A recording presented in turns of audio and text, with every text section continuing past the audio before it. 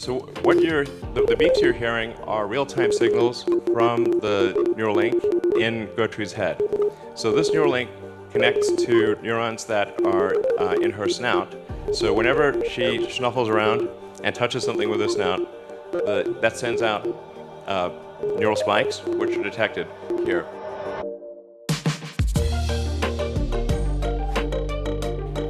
All right, welcome to the Neuralink product demo. I'm really excited to show you what we've got. I think it's going to blow your mind. So I want to emphasize the purpose of Neuralink. Like, what's our goal? Our goal is to solve important spine and brain problems with a seamlessly implanted device. So you want to have a device that you can basically put in your head and feel and look totally normal, but it solves some important problem in your brain or spine. So going into the Neuralink architecture, what we've done over the past year is dramatically simplify the device. So we about a year ago, we had a device which had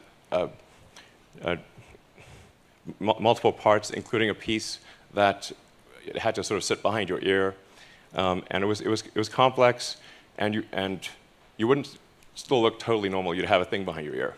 So we've simplified this to simply something that is about the size of a large coin, and it goes in your skull, replaces a piece of skull, and the wires then connect within a few centimeters or about an inch away from the device. And this is sort of what it looks like. So, yeah.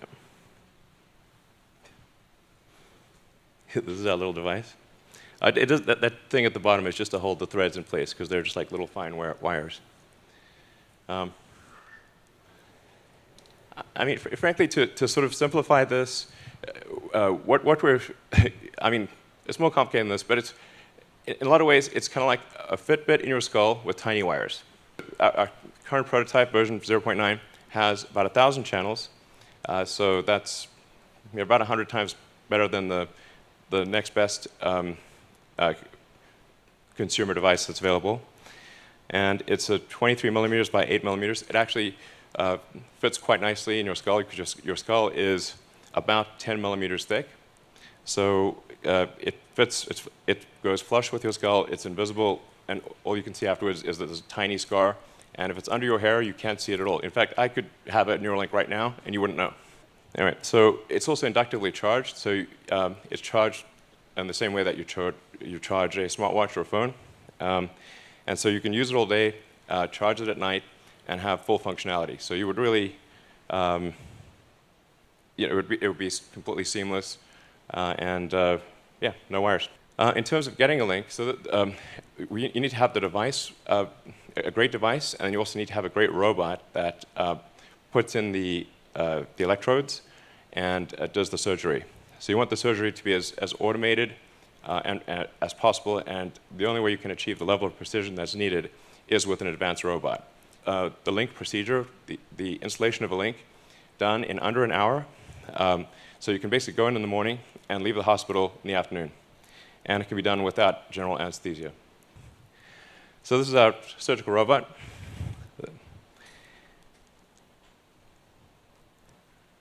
And we actually ultimately want this robot to do essentially the entire surgery.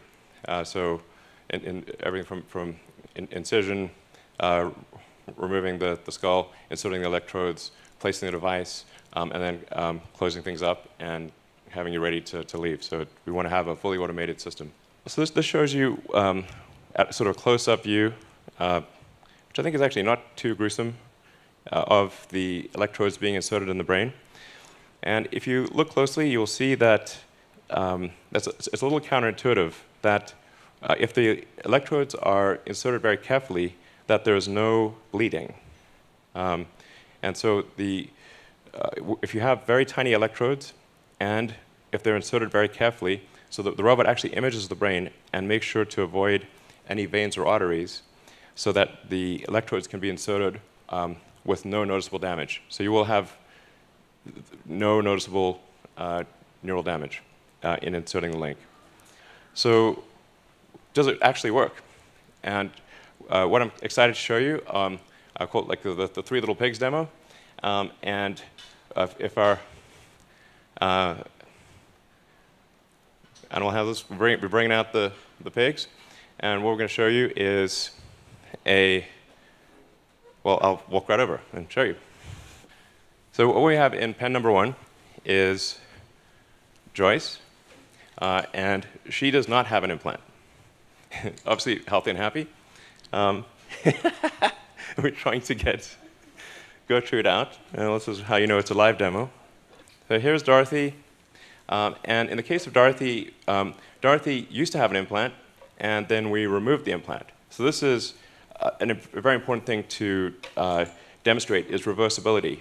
So if you have a Neuralink, and then you decide you don't want it, or you want to get an upgrade, and the Neuralink is removed, is it removed in such a way that you are still healthy and happy afterwards? And what Dorothy illustrates is that you can put in the Neuralink, remove it, and be healthy, happy, and indistinguishable from a normal pig. Oh, thanks, Dorothy. Here we go. Great. OK. Great. OK. This is a high-energy pig. All right. Gertrude, thanks for coming out.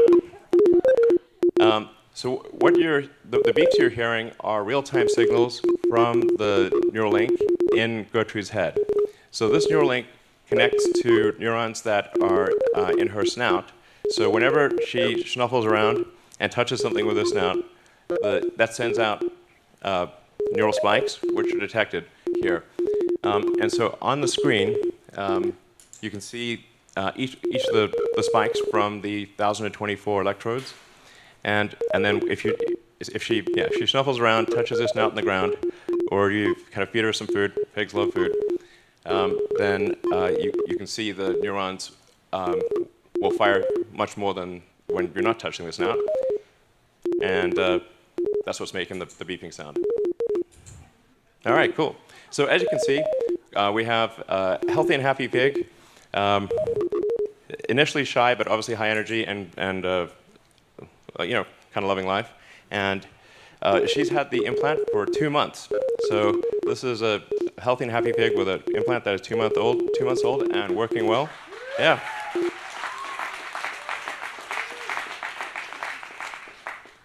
All right, cool. And then we actually have, I hope this works, so we said, well, what if we do 2 Neuralink implants? And we've been able to do dual Neuralink implants in, actually, I think 3 pigs at this point, and we have a couple of them here.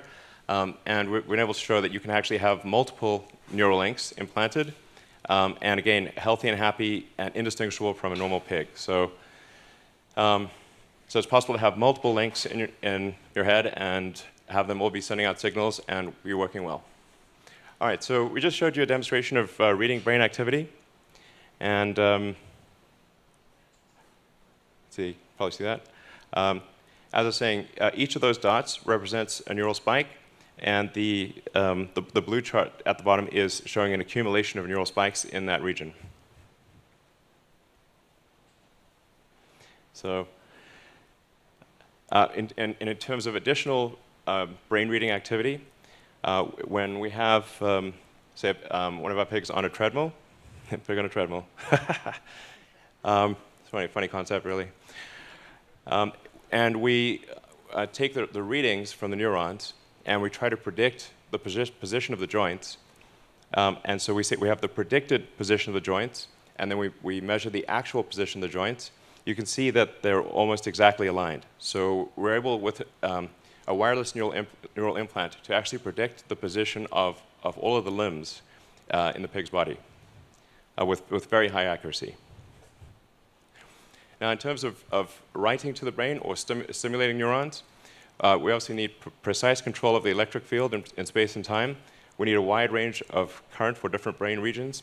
Some regions require delicate stimulation, some require a lot of current, and you want, obviously, no harm to the brain over time. And the way part of the way we analyze the the stimulating neurons is with a 2-photon microscopy. I always have trouble pronouncing that, microscopy. It's very impressive technology. You can actually literally see in real time how the neurons are firing. So the red sort of things are the neurons. The red sort of flashing things are the neurons firing, or I should say the electrodes firing. So the red things are electrodes firing, and then the green are the neuron bodies responding to the current from the electrode. And we're making good progress towards clinical studies. I'm excited to announce that we received a breakthrough device designation from the FDA in July, thanks to the hard work of the Neuralink team.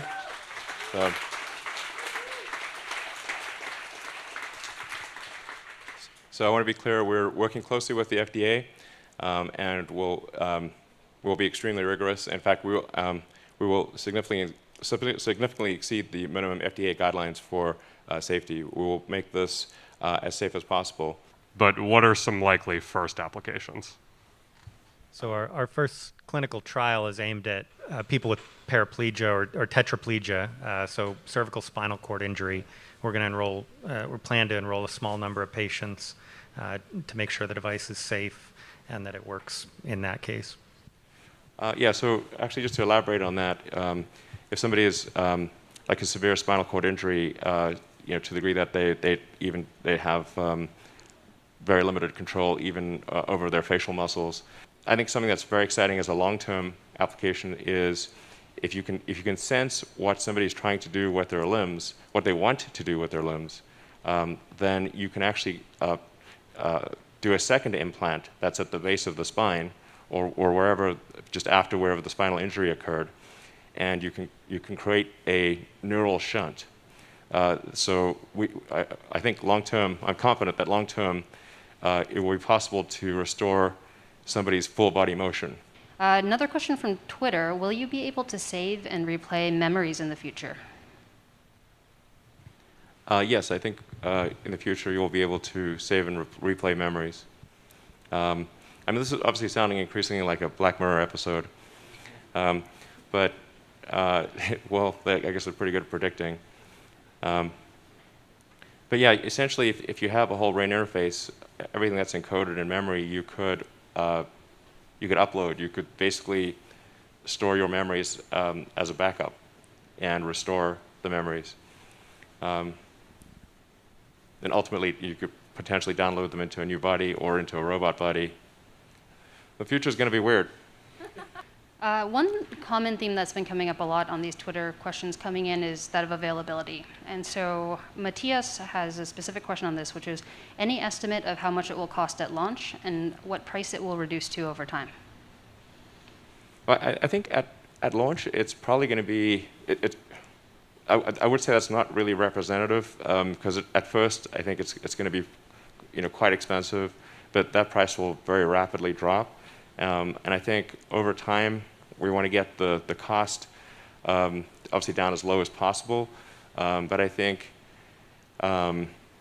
inclusive of the automated surgery, I think we want to get the price down to a few $1,000s, something like that. And I think that's possible. I think it should be possible to get it similar to LASIK, and then the device electronics itself, I think will not be very expensive.